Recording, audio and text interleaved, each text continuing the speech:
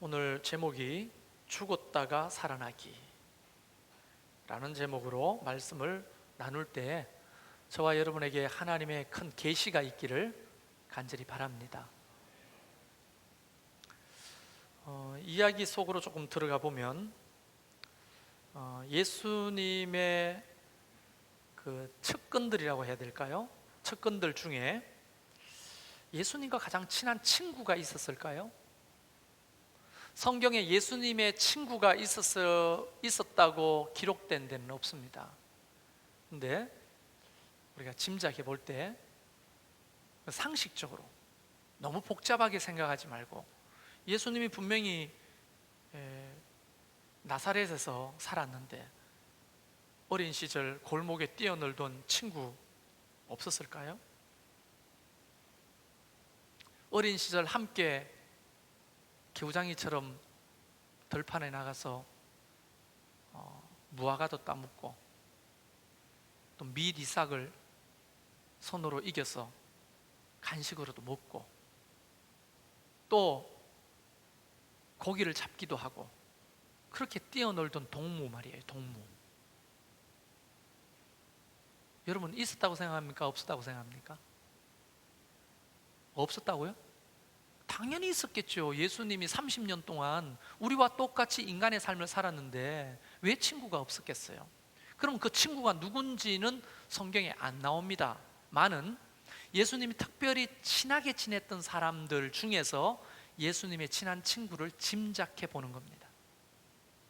예수님이 주로 갈릴리에서 사역을 하셨지만 절기를 쫓아 예루살렘으로 올라와서 제사도 드리고 또 하나님의 일들도 감당하고 사람들을 만나 하나님 나라의 복음도 가르칠 때마다 묵었던 집이 있어요. 단골집.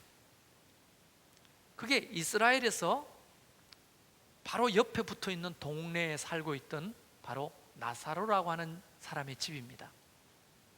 이 나사로는 예수님과 상당히 친한 친구로 보여집니다. 나사로의 두 여동생이 유명하죠. 그 바로 밑에 동생이 여러분 알고 계시면 이야기해 주세요. 바로 밑에 동생이 마르다. 그 막내가 마리아. 이 정도는 좀 알고 계시면 좋은데. 그래서 나사로가 오렙이고 밑에 여동생이 둘이 있었는데 마르다와 마리아입니다. 예수님이 정말 자주 이 예루살렘에 올 때마다 이 베다니에 있는 나사로 집에서 묵으셨어요. 그래서 굉장히 깊이 있는 어떤 친인척 관계인지 아니면 어릴 적부터 자랐던 동문지 그거는 모르지만 성경의 어떤 인물들보다도 친한 사이였습니다. 자, 몇 가지 미루어 짐작해 보면 이런 거죠. 예수님이 어느 날 그 집에 들리셔서 식사를 하시려고 하는데 그 큰 동생이었던 여자 동생이 마르다가 막 음식을 준비하고 있었죠. 근데 여동생 마리아는 예수님의 발치에 턱을 꼬고 이렇게 앉아가지고 예수님을 이렇게 바라보고 있는 거예요. 그러면 그러려니 하고 뭐 눈치를 준다든지 가가지고 언니가 동생한테 야 빨리 와서 도와 뭐 이렇게 할 수도 있는데 이 마르다가 그 많은 사람들 앞에 예수님 앞에 뭐라고 말하냐면 아니 예수님 제 하는 꼬라지 좀 보세요. 아니 난 밖에서 이렇게 바빠 죽겠는데 예수님 발밑에서 턱을 깨고 있네. 좀 야단쳐서 언니 도와라고 이야기 좀 해주세요. 이렇게 말할 수 있는 사이가 보통 사이겠냐고요. 그냥 너무 어렵게 생각하지 말고 상식적으로 생각해 보세요. 그런 얘기를 주고받을 수 있는 전 관계가 형성되어 있는 관계였어요. 어떤 여자가 예수님 발밑에 이러고 여러분 개척 멤버들 중에도 내 발밑에 와가 이렇게 할 만큼 친한 사람이 별로 없는 것 같아. 혜주가 그래요. 뭐 누구 은선이가 그래. 다 불편하죠. 그런데 마리아는 예수님 발밑에 이렇게 턱을 꼬고 앉아가지고 이렇게 있을 만큼 친했던 관계로 추측이 됩니다. 또 결정적인 단서가 뭐냐면 예수님이 죽은 자들을 여러 명 살렸습니다. 근데 나사로가 죽었다는 소식을 전해 듣고 그는요 펑펑 울었습니다. 예수님이. 그게 요한복음 11장에 바로 우리가 읽었던 본문 11장에 기록된 얘기입니다. 예수님을 펑펑 울게 할 그런 대상이라면 동무 아니겠습니까? 응팔에 나왔던 그 쌍문동 친구들 같은 그런 깊은 관계였을 거라는 거예요. 본격적으로 이야기를 해보면 이렇게 친한 나사로가 죽었다는 얘기를 듣습니다. 그 여자 동생 마르다와 마리아에게는 청천벽력 같죠. 부모의 이름이 나오지 않는 걸 봐서 이미 조실 부모하고 오빠를 부모 삼아 살아갔던 여인들입니다.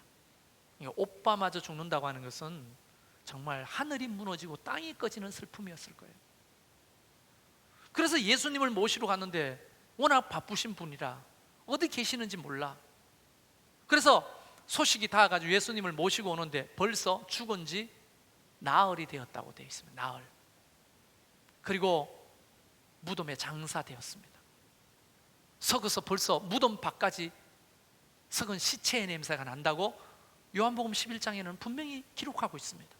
그런데 예수님이 나흘 만에 오셨어요.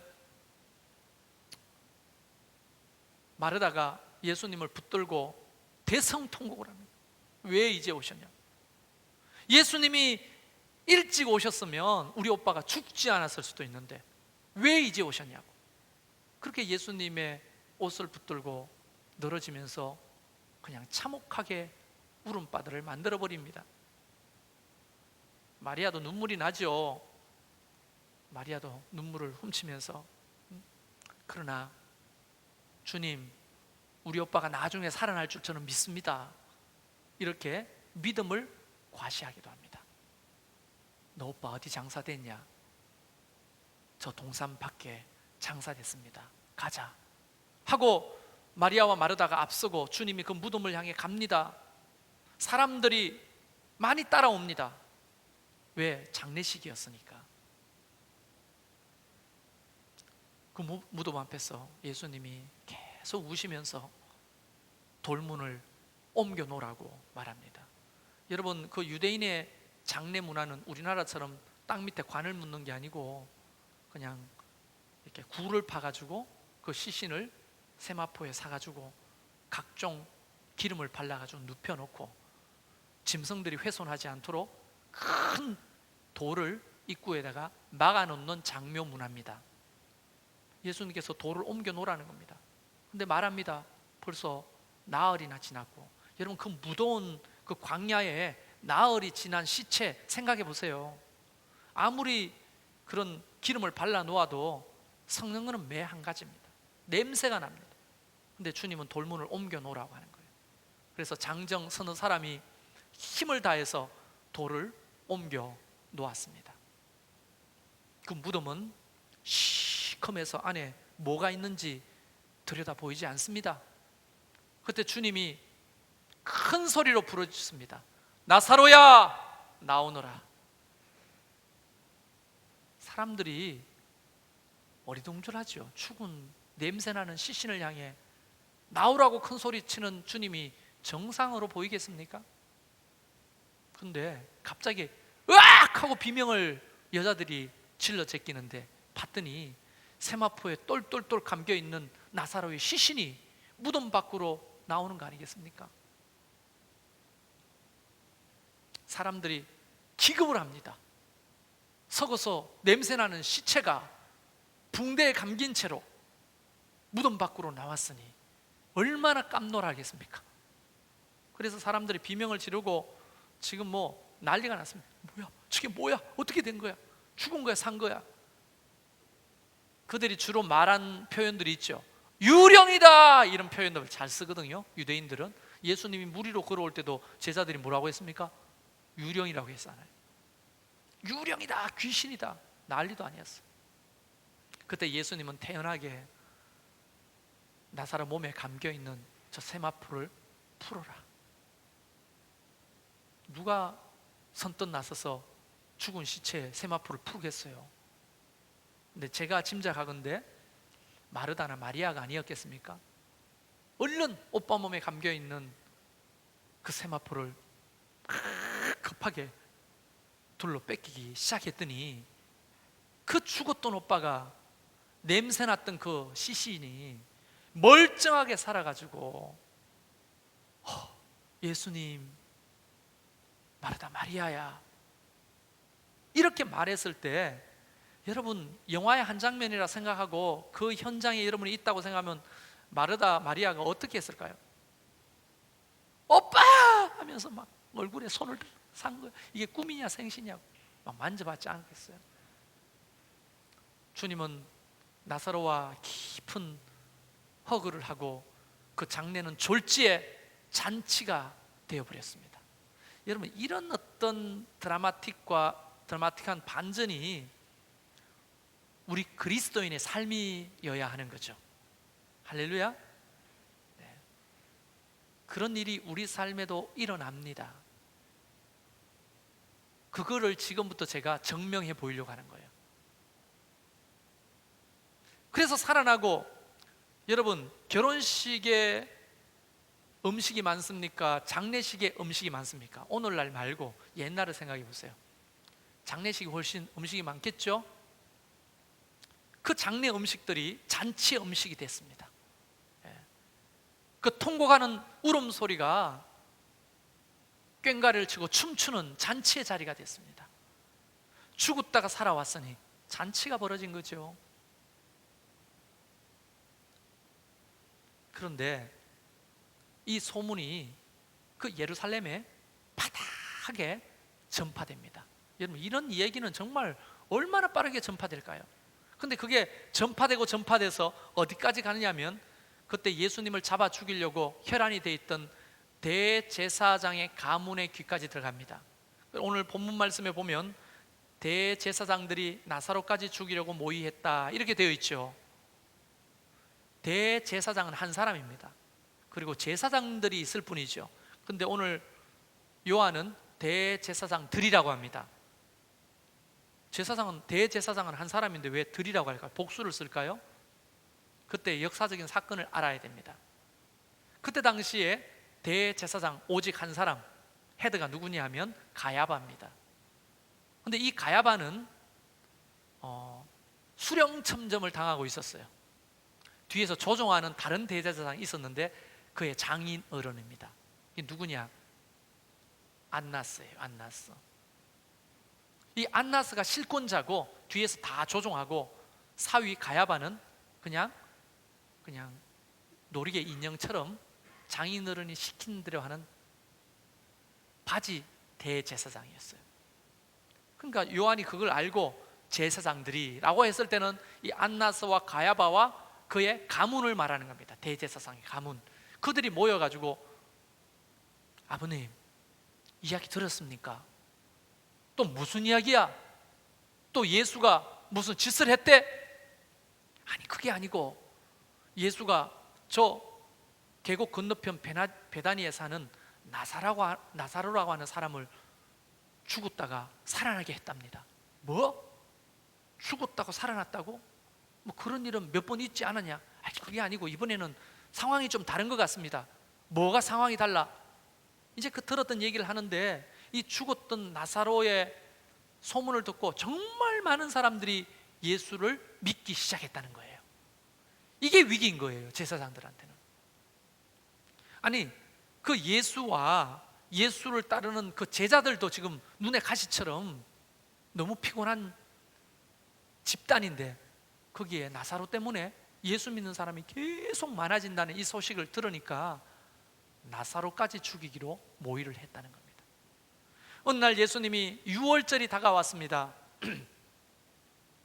그리고 어느 때와 마찬가지로 예루살렘에 예배를 드리러 올라가다가 어디에 묵었겠어요? 당연히 나사로 집에 묵었겠죠. 여러분, 베다니에서 예루살렘은 조만큼 계곡 건너서 보이는 동네입니다. 여기서 말하면 장년 정도 되는 거예요, 베다니가. 그런데 거기서 묵고 있다는 얘기를 듣고 정말 많은 사람들이 예수님을 구경하러 왔습니다. 왜냐하면 어떻게 소문이 나냐면 죽은 자도 살리는 사람, 그 사람 보려고 온 거예요. 근데 오늘 성경에 보면 예수만 위함이 아니요 죽은 자 가운데서 살리신 나사로를 보려 함이라 이렇게 돼 있죠. 죽었다가 살아난 사람은 도대체 어떻게 생겨 먹었는지 구경하러 오게 된 거예요. 그래서 그 베단이라는 작은 손바닥만한 동네에 사람이 북적북적 됐습니다. 그래서 적어도 베다니에서만큼은 나사로는 유명 인사가 됐습니다. 예수님도 유명 인사가 됐어요. 자, 여기까지가 이제 배경 설명이고, 문제는 이겁니다. 그 나사로가 죽었다가 살아나면서 어떻게 신앙과 삶이 변했을까요? 성경에는 그런 증언들이 별로 없지만 추측해 볼 때 죽었다가 살아난 경험이 있다면 어떤 믿음으로 바뀌었을까요? 여러분 한번 생각해 보십시오.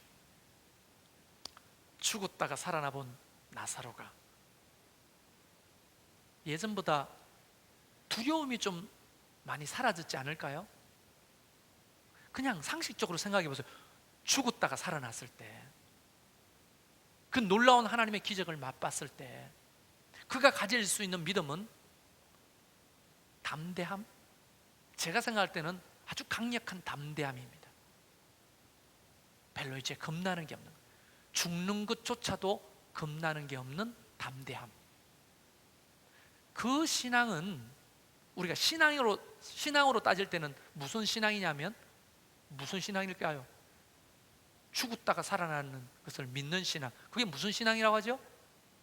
부활신앙이겠죠. 부활신앙. 어느 날 갑자기 형님! 하면서 뛰어들어왔습니다. 성경에는 안 나와 있어요. 추측하는 겁니다. 나사로 형님, 이야기 들었어? 무슨 얘기?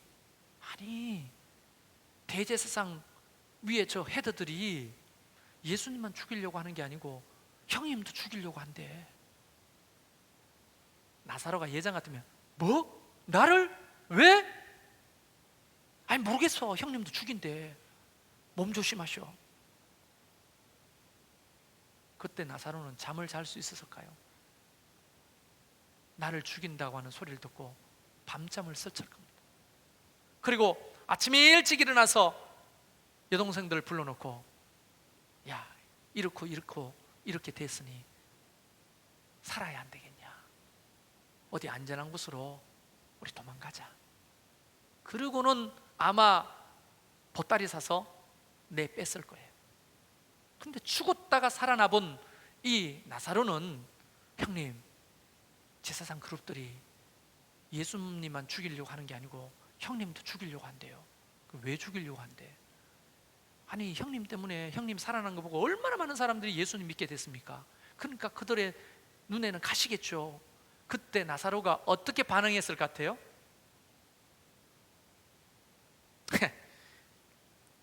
지금 여러분 반응 없는 것 때문에 콧방귀 끼는 게 아니고 오해하지 마셔요.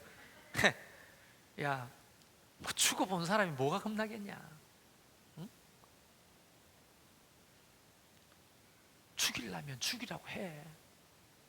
왜냐하면 나는 또 살 거니까.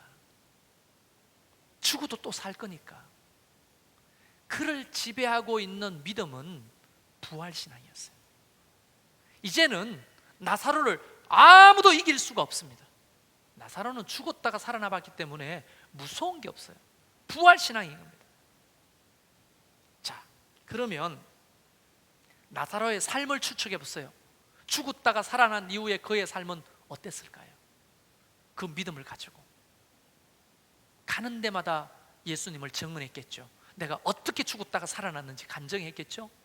살리신 분이 예수 그리스도고 생명의 주관자가 하나님이시라는 것을 입이 닳도록 간증하면서 복음을 전개했죠. 수많은 사람들이 위협했을 겁니다. 죽이려고.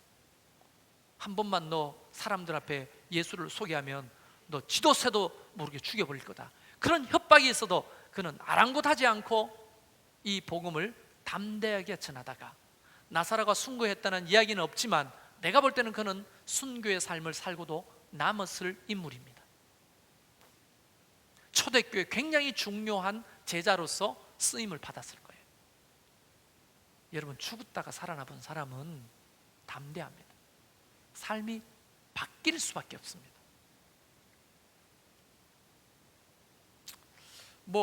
그거와는 다르지만 보통 중환자실에서 의사들에게 사망 선언을 받았지만 결국은 그 모진 병을 이기고 살아난 사람들의 이야기들 들어보세요.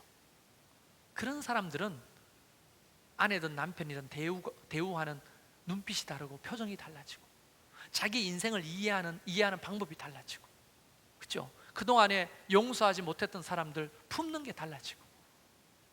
아마 죽음을 경험했다가 살아난 사람들은요, 인생이 바뀔 거예요. 조금은. 그러나 정말 죽었다가 살아난 사람의 인생은 더하겠죠. 죽어본 사람인데, 죽었다가 살아나 본 사람인데. 그걸 우리는 규정하기를 어떻게 해요? 마규정 말하는 게 아니고 규정하기를 부활신앙이라고 말하는 거예요. 부활신앙. 여러분 믿으십니까? 이 부활신앙이 우리에게 핵심 신앙이어야 하는 거예요.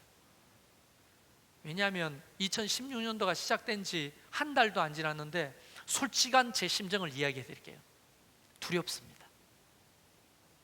뭐가 두려우냐? 먹고 사는 게 두려워요. 이제 자녀들을 어떻게 키울까? 이것도 두렵습니다. 자꾸만 떨어져가는 내 체력과 마음대로 움직이지 않는 내 건강이 두렵습니다. 또 기도했지만 이전하고 또 건축해야 될 이 사명, 이것도 두렵습니다. 그리고 목사인 저에게 하나님이 짊어지게 하신 제가 지고 가야 할 십자가의 사명이 있잖아요. 그것도 두렵습니다. 그러나 이런 두려움 때문에 제가 의기소침하고 뒤로 물러가고 뭔가를 포기하고 싶고 현실을 도피하고 싶은 마음은 추호도 없습니다. 왜냐하면 그것이 현실이라 할지라도 우리는, 저와 여러분은 죽었다가 살아나 본 사람들이기 때문입니다. 죽었다가 살아나 본, 언제요? 목사님이 언제 죽었다가 살아났어요? 이렇게 생각하는 분들을 위해서 이해를 돕기 위해서 설명을 드리면, 우리 성도들은 이걸 다 경험하게 돼 있어요. 두 가지인데, 첫 번째 부활은 뭐냐면 이미 죄로 인하여 죽었던 몸이죠. 우리가 영적으로는 살았으나 죽은 자로다 하는 것처럼 죽은 몸이에요. 근데 예수 그리스도의 십자가의 죽음과 그분의 부활로 인하여 우리가 거듭나 새 사람으로 태어나 본 사람들인 거예요. 이게 거듭남의 하나님의 자녀들의 특징 아닙니까? 거듭난 사람들. 두 번째 부활은 뭐냐? 우리가 지금 기다리고 있는, 혹 맞이하려고 하는 그 죽음 말이에요. 그것이 언젠지 아무도 모르죠. 우리는 다 몸에 시한폭탄을 가지고 살잖아요. 병이 있다고 빨리 죽는 것도 아니고 건강하다고 늦게 죽는 것도 아니에요. 사고로 죽을 수도 있고 병으로 죽을 수도 있고 또 늙어서 죽을 수도 있지만, 그 시시각각 다가오는 죽음이 이런 부활신앙이 없는 사람들과는 다른 죽음이라는 겁니다. 왜냐하면 그것은 관문에 불과하고 우리는 반드시 영화로운 몸으로 부활할 거라고 약속되어 있습니다. 신구약 통틀어서 많은 부활의 약속이 있는데요, 몇 가지만 설명해 드리면, 이사야서 26장 19절에 보면 이런 말씀이 있습니다. 주의 죽은 자들은 살아나고 우리의 시체들은 일어나리다. 티끌에 거하는 자들아 너희는 깨어 노래하라. 주의 이슬은 빛난 이슬이니 땅이 죽은 자를 내어 놓으리라. 왜 아멘을 안 합니까? 강제로 시키는 건 아닌데, 이 부활의 약속이 저와 여러분에게는 상관없는 걸까요? 하나님이 말씀하시기를 우리 육신은 죽어 흙으로 돌아가고 우리의 영혼은 하나님께로 왔으니 하나님께로 돌아간다고 했는데, 우리의 육체가 티끌이 되잖아요. 흙이 되잖아요. 그런데 이사야서는 예언하기를 땅이 죽은 자들을 내어놓을 것이다 라고 예언되어 있습니다. 여러분, 이런 걸 멋있게 쓰려고 문학적인 어떤 19절이 아니에요. 언약의 말씀입니다. 에스겔서 37장 그러므로 너는 대언하여 그들에게 이르기를 주 여호와의 말씀에 내 백성들아 내가 너희 무덤을 열고 너희로 거기서 나오게 하고, 무덤을 열고 나오게 할 것이다 예언되어 있습니다. 우리 죽는 것은 생물학적인 죽음으로 끝나는 것이 아니에요. 우리에게는 영화로운 부활이 약속되어 있다는 거예요. 세 번째, 다니엘서 12장 13절에도 너는 가서 마지막을 기다리라. 마지막을 기다리라는 말은 이 죽음을 의미하죠. 이는 내가 평안히 쉬다가 끝날에는 내 업을 누릴 것임이라. 여러분, 이게 얼마나 말이 안 맞는 말인지 몰라요. 끝날이면 끝난 거지 뭘 업을 누려요. 우리는 끝난 게 아니고 끝나고부터 영원한 기업을 누리게 된다는 그 약속이죠.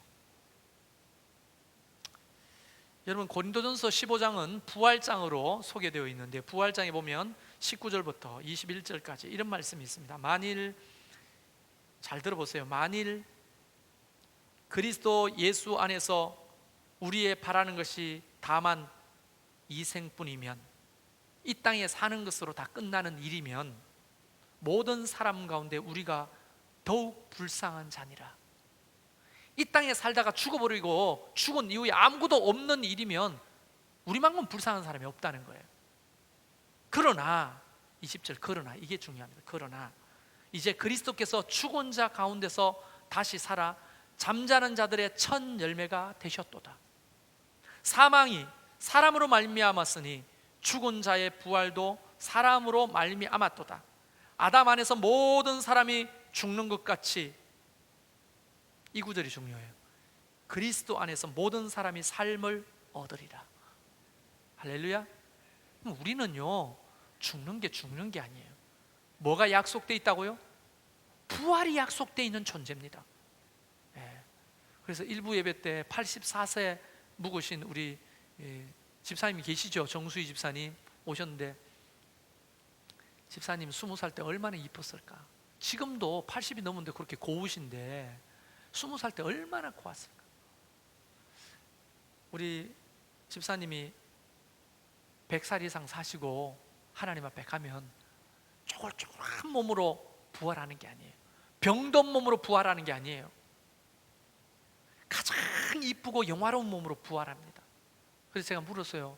집사님, 나랑 어디서 만나야 돼요? 하니까 천국에서 만나야지.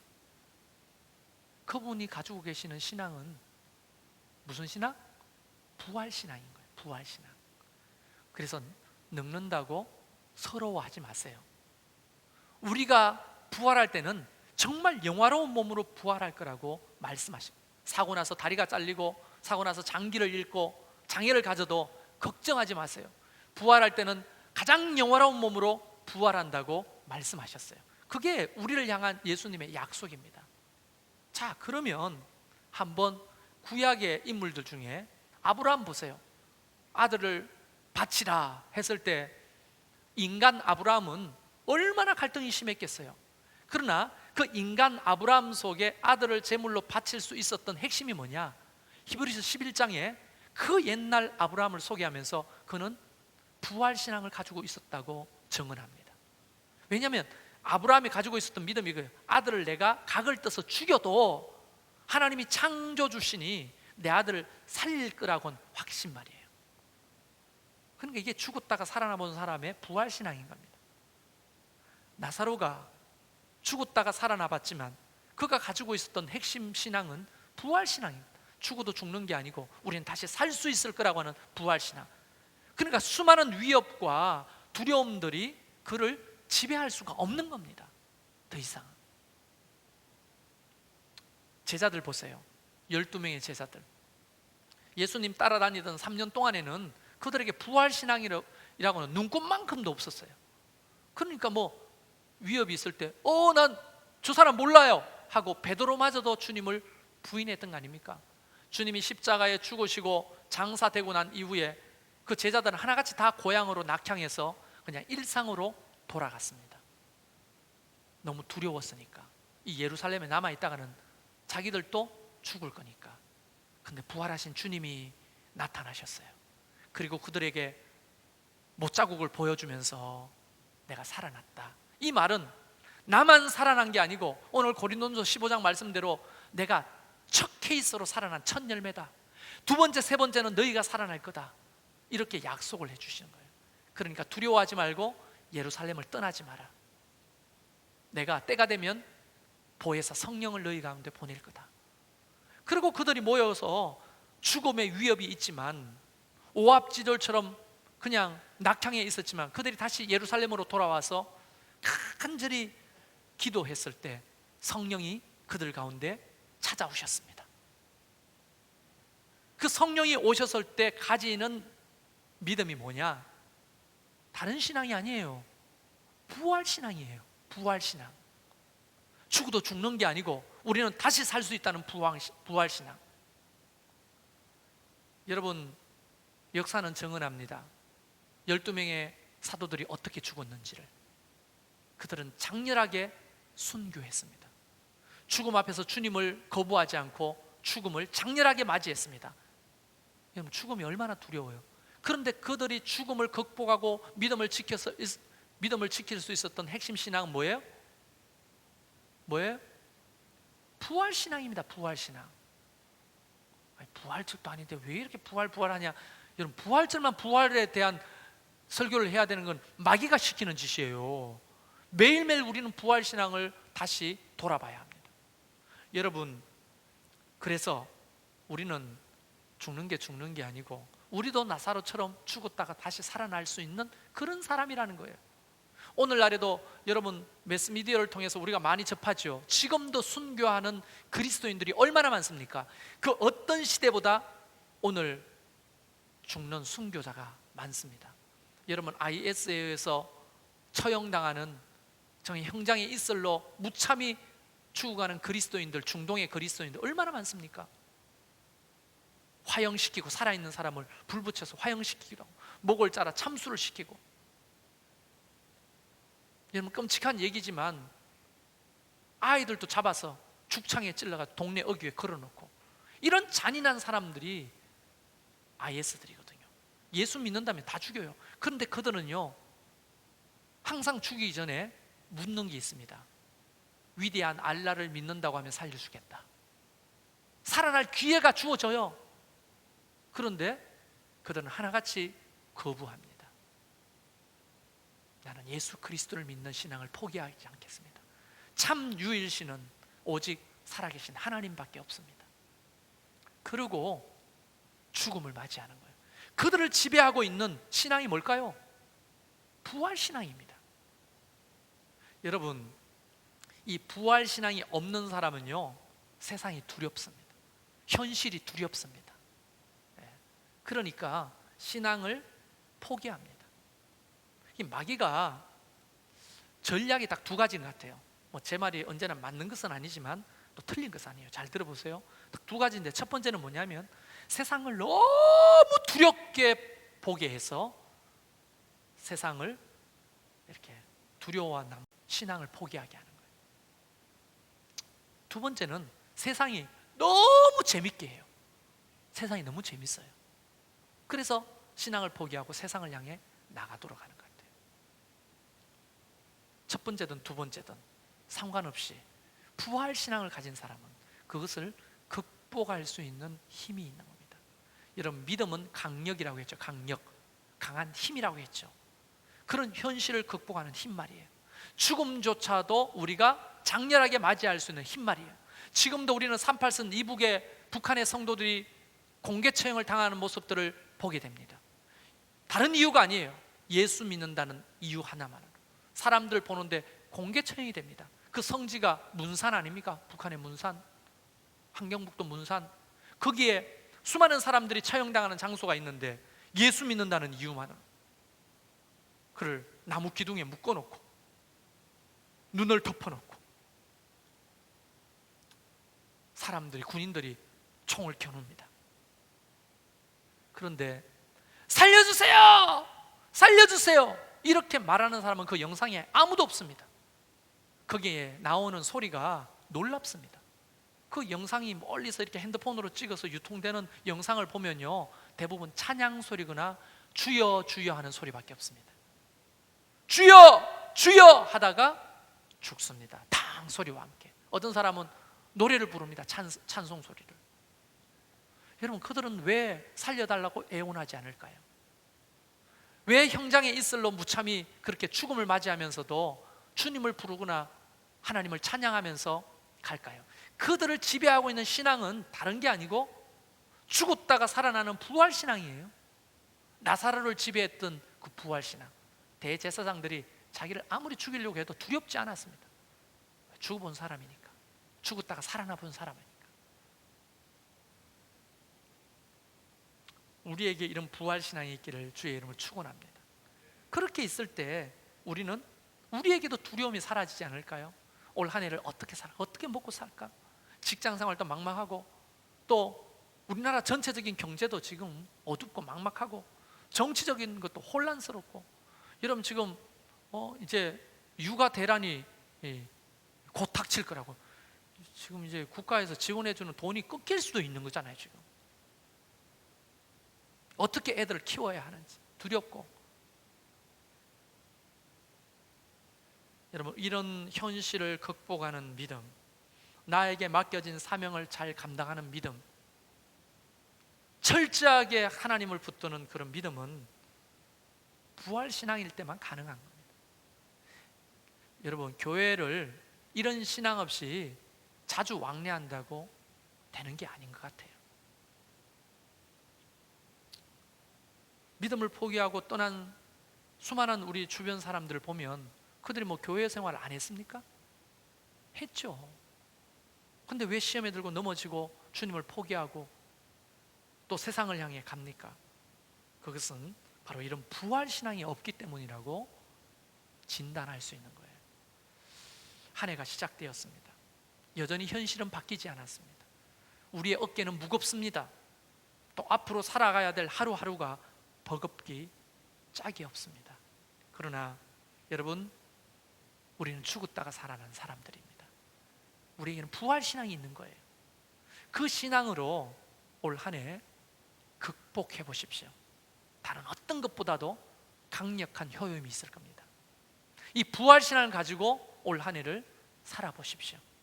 세상을 이기는 경험을 더 많이 하게 될 겁니다. 이 부활신앙을 가지고 올 한 해를 한번 사명을 감당해 보세요. 도리어 그거의 십자가의 무게보다도 기쁨과 즐거움으로 다가오게 될 겁니다. 부활신앙은 강력한 것입니다. 죽음을 이기는 신앙입니다. 그런 신앙이 저와 여러분을 지배하기를 주의 이름으로 축원합니다. 할렐루야.